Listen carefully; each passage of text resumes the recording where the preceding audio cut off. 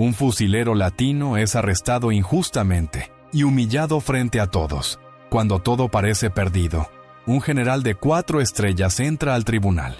Lo que revela provoca un giro tan increíble que nadie lo puede creer.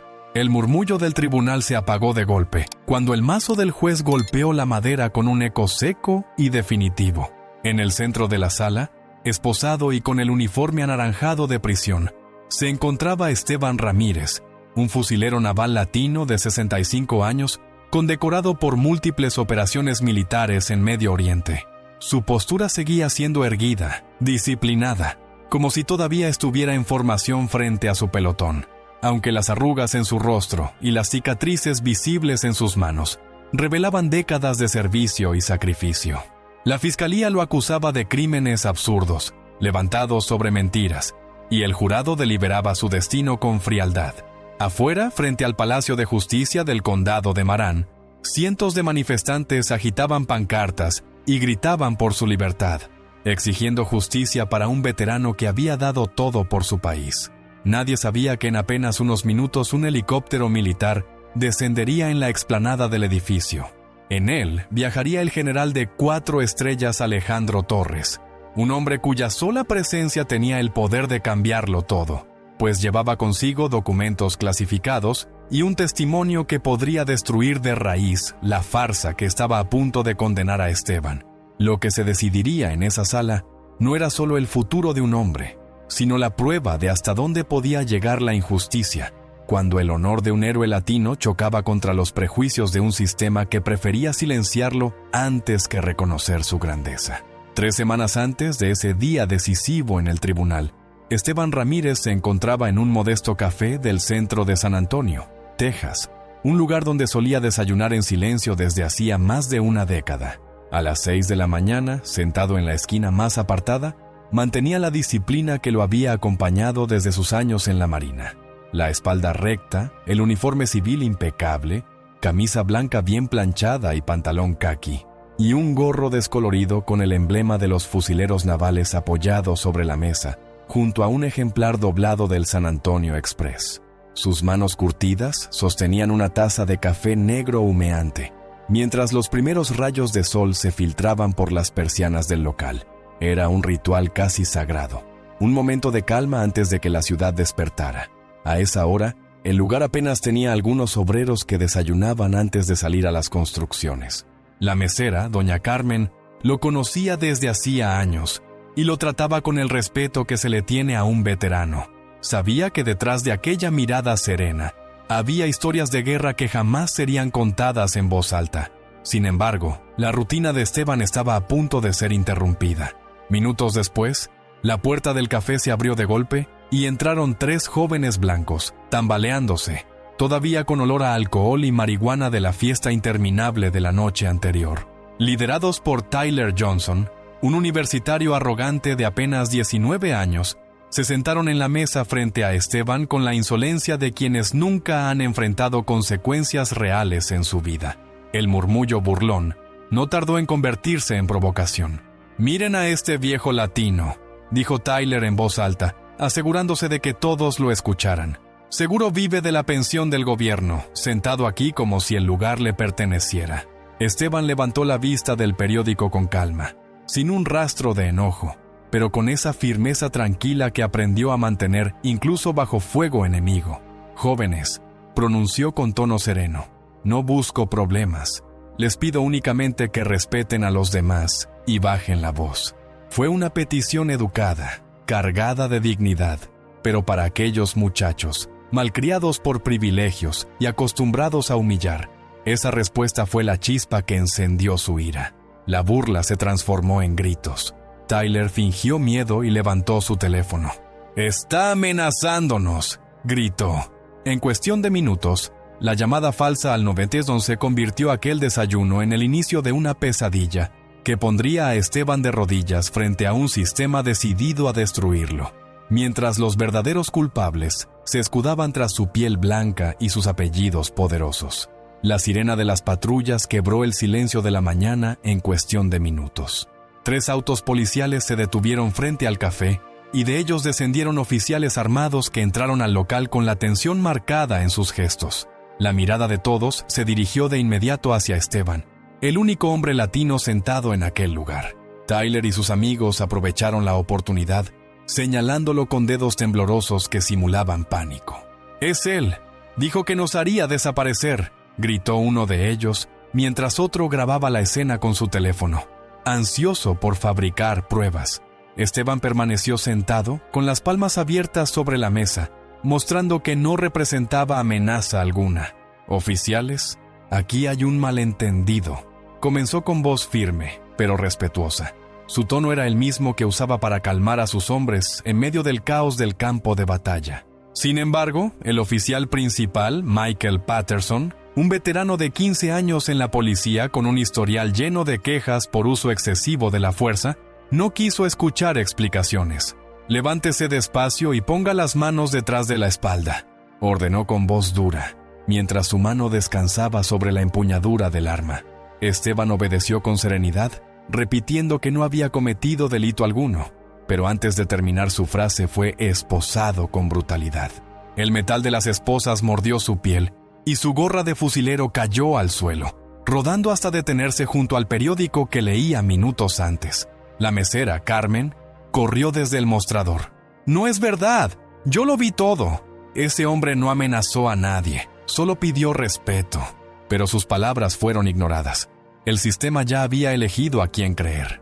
Con la fuerza innecesaria de 2 oficiales que lo sujetaban como si se tratara de un criminal peligroso, Esteban fue sacado del café entre las miradas de silencio cómplice de los clientes, que bajaban la vista para no ser parte. Afuera, la cámara de un noticiero local ya capturaba la imagen. Un veterano latino esposado, reducido a un titular que en cuestión de horas se transformaría en un escándalo mediático. Mientras lo subían a la patrulla, Esteban comprendió algo devastador. En el campo de batalla lo habían respetado como héroe, pero en su propia tierra lo trataban como enemigo. El trayecto hacia la cárcel del condado de Bejar duró menos de 15 minutos, pero para Esteban Ramírez fue una eternidad. Desde el asiento trasero de la patrulla, con las muñecas entumecidas por las esposas, escuchaba a los oficiales conversando entre risas, como si él no estuviera allí. «Seguro es uno de esos veteranos inestables que no superan la guerra», comentó Patterson, mientras el otro oficial, Jennifer Walsh, asintió con indiferencia. «Dicen que muchos de ellos explotan de la nada. Son bombas de tiempo». Esteban cerró los ojos, recordando las noches en que, siendo joven, compartía tienda con compañeros que nunca regresaron del frente. No explotaban, se quebraban en silencio y aún así seguían luchando. El dolor de escuchar su vida reducida a un estereotipo era más profundo que las esposas que le cortaban la piel. Al llegar, el procedimiento fue humillante. Huellas digitales, fotografías, revisión de pertenencias. Entre los objetos que le arrebataron estaba un retrato descolorido de su difunta esposa, Julia, y una medalla que había recibido por su servicio en Fallujah. Para los guardias, todo era solo evidencia, sin valor emocional. En pocas horas, la fiscalía levantó cargos de amenazas terroristas y alteración del orden público, fijando una fianza de $50,000, una suma imposible para un hombre que vivía de una pensión militar modesta. Al anochecer, los noticieros ya habían tomado partido. Las cadenas locales mostraban su fotografía policial junto a las sonrientes imágenes de Tyler y sus amigos, convertidos en las supuestas víctimas de un peligroso veterano latino. Los titulares eran implacables. Exfusilero amenaza a jóvenes universitarios en cafetería. Nadie mencionaba que los muchachos estaban ebrios, que habían provocado la confrontación, ni que Carmen había intentado defenderlo.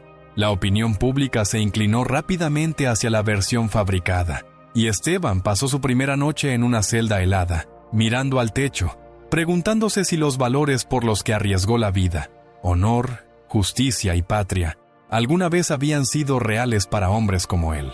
El día de la audiencia preliminar llegó envuelto en un clima de tensión que se respiraba en cada rincón del Palacio de Justicia. Afuera, decenas de manifestantes se habían reunido, unos levantando carteles que decían «Justicia para Esteban Ramírez» y otros clamando con furia «Protejan a nuestros jóvenes de los veteranos violentos». El aire estaba cargado de consignas opuestas, separadas apenas por vallas metálicas, y la vigilancia de policías que parecían temer que cualquier chispa desatara un enfrentamiento. Dentro de la sala, Esteban se presentó vestido con el uniforme naranja de recluso, aunque su porte firme y la serenidad en su mirada contrastaban con la imagen que la fiscalía intentaba proyectar. La abogada designada de oficio, Laura Méndez, apenas había tenido 40 minutos para revisar el caso antes de encontrarse con él. Su carpeta era delgada, llena de vacíos, mientras la mesa de la fiscalía estaba repleta de cajas con documentos, peritos preparados y un equipo de asistentes. Al frente, la fiscal Rebecca Carlisle, ambiciosa y calculadora, veía en aquel juicio una oportunidad de oro para cimentar su carrera política bajo el discurso de mano dura contra el crimen. Durante la selección del jurado, la defensa intentó cuestionar posibles prejuicios raciales, pero el juez Roberto Morrison, un hombre de 70 años con fama de rápido y estricto, desestimó tales preguntas como irrelevantes. El resultado fue un jurado compuesto casi en su totalidad por ciudadanos de barrios suburbanos blancos, con apenas una mujer hispana y un hombre afroamericano en minoría. Los medios, apostados en primera fila, no perdieron la oportunidad de capturar cada gesto de Esteban. La narrativa ya estaba escrita, un veterano convertido en amenaza. Cuando la fiscal Carlisle abrió con su discurso inicial, dibujó la imagen de un hombre entrenado para matar, que había usado su experiencia militar para intimidar a jóvenes indefensos. Cada palabra era un golpe calculado para moldear la percepción del jurado. Mientras tanto, Esteban, sentado en silencio junto a su abogada, pensaba en lo irónico que resultaba. Toda una vida de disciplina, sacrificio y amor por su país, reducido a un retrato de monstruo ante quienes nunca habían cargado un arma ni sentido el peso de la guerra. Los primeros testigos de la fiscalía fueron los propios acusadores, Tyler Johnson y sus dos amigos, Jake Sullivan y Brett Collins. Con trajes impecables y expresiones ensayadas, se sentaron en el estrado como si fueran mártires, listos para repetir una historia pulida por horas de preparación. Tyler fue el primero. Fingiendo nerviosismo, describió a Esteban como un hombre con ojos fríos y calculadores, que parecía evaluar cada movimiento como si fuéramos blancos en una misión militar. Con lágrimas forzadas, afirmó que el exfusilero les había dicho: «Jóvenes como ustedes necesitan aprender respeto, y yo sé cómo enseñarles de formas que nunca olvidarán». Aquella frase nunca había salido de los labios de Esteban, pero el jurado la escuchó como si fuese una confesión. Jake continuó con el guión. Juró que Esteban había presumido de conexiones militares capaces de hacer desaparecer problemas en silencio. Brett remató la escena diciendo que el veterano los había observado como si fueran objetivos, insinuando que aún tenía métodos para silenciar a quienes le faltaban al respeto. Cada palabra era una farsa, pero fue dicha con tal seguridad que dos miembros del jurado tomaron notas con gesto serio. Después subió al estrado el oficial Michael Patterson, el mismo que había arrestado a Esteban en el café. Su testimonio estuvo plagado de exageraciones. Lo describió como agitado y hostil, asegurando que solo gracias a su experiencia policial pudieron contenerlo. Nadie mencionó que Esteban nunca se resistió, que en realidad había cooperado desde el primer momento. La fiscal Carlisle reforzó esas mentiras con un experto en psicología de veteranos, quien declaró que hombres como Esteban guardaban dentro de sí una violencia latente, lista para despertar en cualquier provocación. La abogada de la defensa intentó objetar, pero el juez la silenció una y otra vez, limitando sus preguntas y debilitando cualquier intento de contradicción. En ese instante, Esteban comprendió con claridad devastadora que no estaba siendo juzgado por sus actos, sino por lo que representaba: un hombre latino, con entrenamiento militar, convertido en amenaza por un relato prefabricado. Afuera, el eco de las protestas seguía sonando, pero dentro del tribunal, lo único que se escuchaba era la narrativa de la fiscalía, diseñada para sepultar su honor bajo una montaña de mentiras. La defensa intentó contraatacar con los pocos recursos que tenía. Laura Méndez, consciente de que jugaba en desventaja, llamó a la mesera Carmen Rodríguez como testigo clave.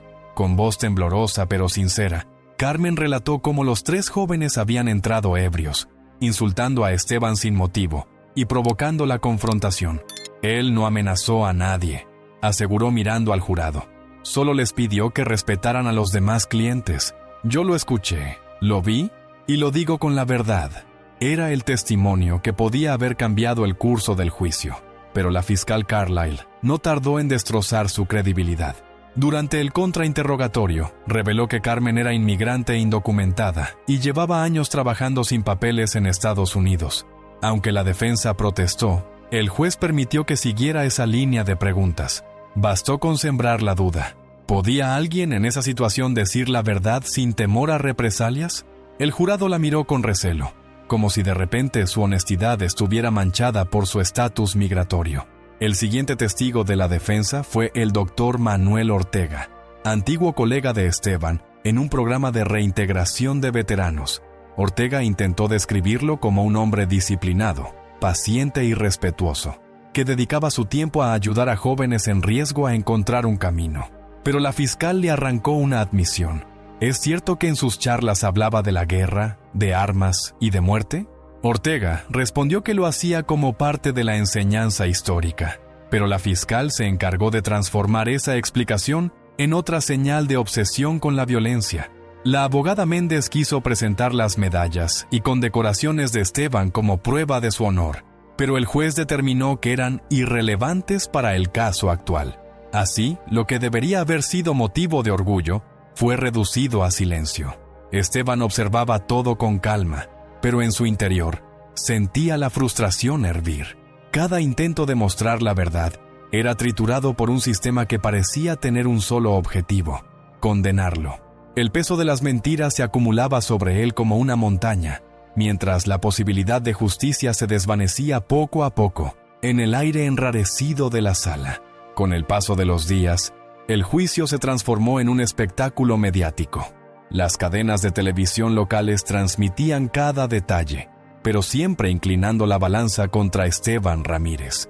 En las pantallas aparecía su foto de ficha policial al lado de imágenes cuidadosamente seleccionadas de Tyler y sus amigos, sonrientes y con aspecto angelical. Los titulares eran demoledores.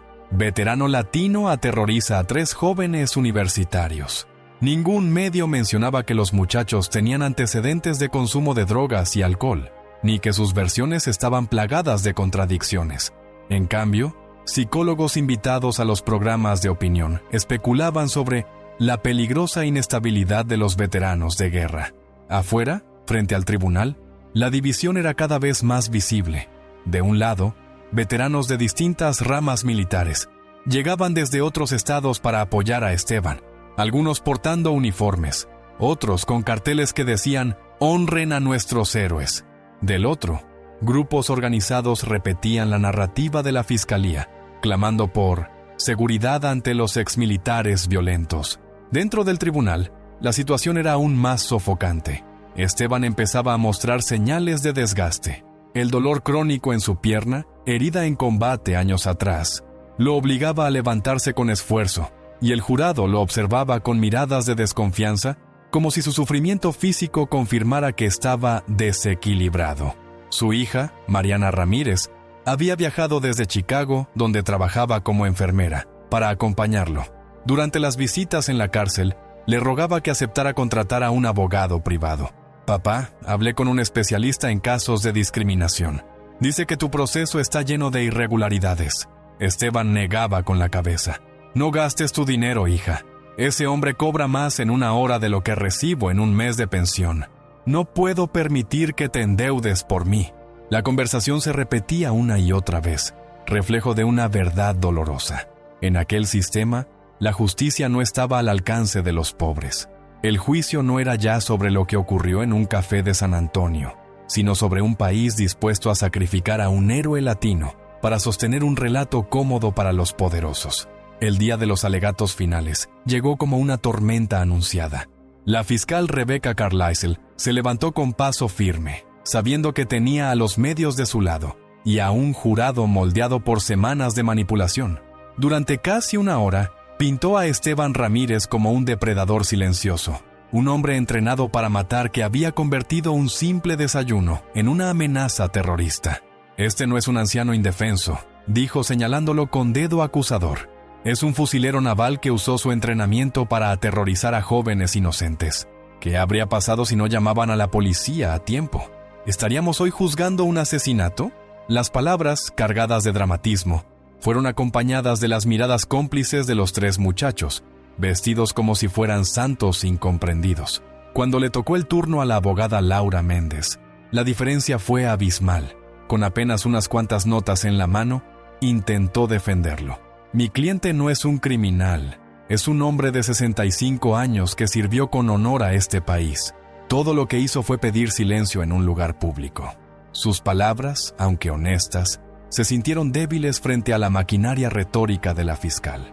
Y como si no fuera suficiente, el juez Morrison reforzó la idea de que la experiencia militar de Esteban podía ser considerada como capacidad potencial de violencia, cerrando cualquier esperanza de que su historial honorable pesara en el veredicto. Cuando el jurado salió a deliberar, Esteban no se hacía ilusiones. La rapidez con que habían escuchado y aceptado las mentiras de los acusadores era la señal más clara de que ya habían decidido. Efectivamente, en menos de 2 horas regresaron con el veredicto: culpable de amenazas terroristas y alteración del orden público. Mariana sollozó en la primera fila, mientras Esteban mantenía la postura militar que lo había acompañado toda su vida, ocultando el dolor bajo un rostro sereno. Con ese golpe de mazo, la vida de un héroe fue manchada como la de un criminal, y las cadenas de la injusticia cayeron con más peso que las esposas que lo sujetaban. La audiencia de sentencia fue aún más cruel que el propio juicio.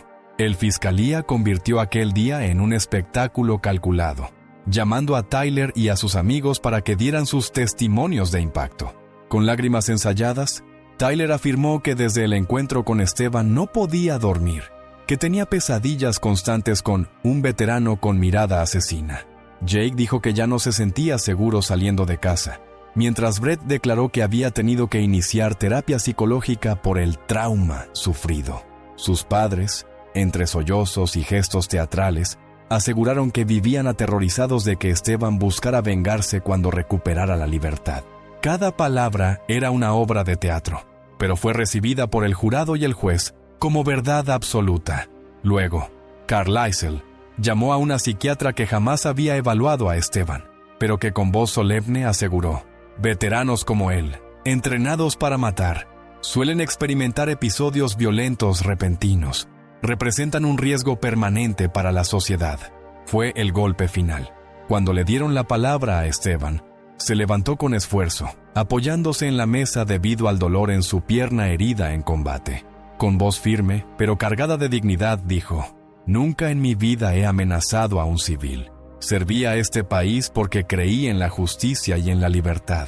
No voy a pedir perdón por algo que no hice. No voy a aceptar que pedir respeto sea lo mismo que lanzar amenazas terroristas. Su discurso fue breve, pero cada palabra tenía el peso de una vida de sacrificio. El juez Morrison, sin inmutarse, dictó sentencia: 5 años de prisión en una cárcel estatal. El golpe del mazo fue recibido con aplausos de un sector del público y con lágrimas de Mariana, que se derrumbó entre los brazos de otros veteranos presentes.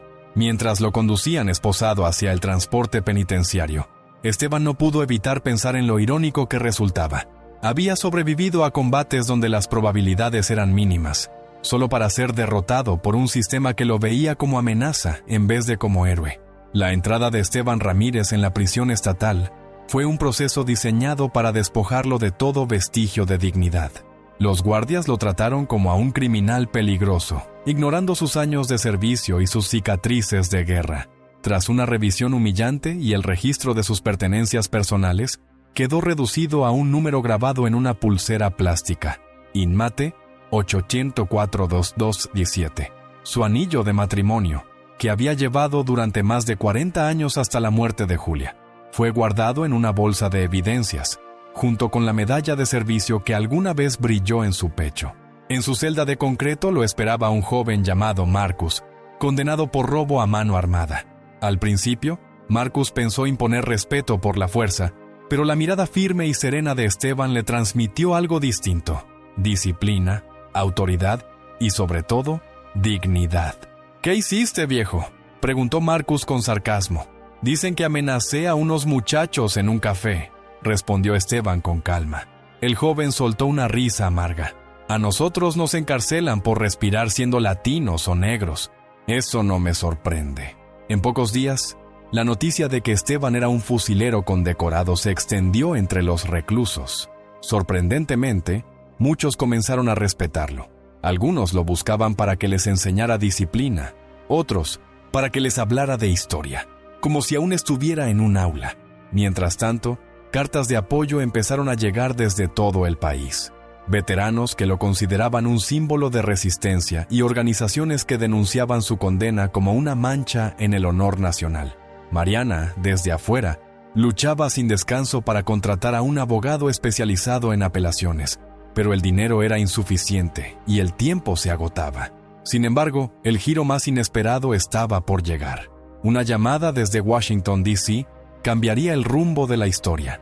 Un general retirado de 4 estrellas, Alejandro Torres, había leído sobre el caso y reconoció el nombre de Esteban de inmediato.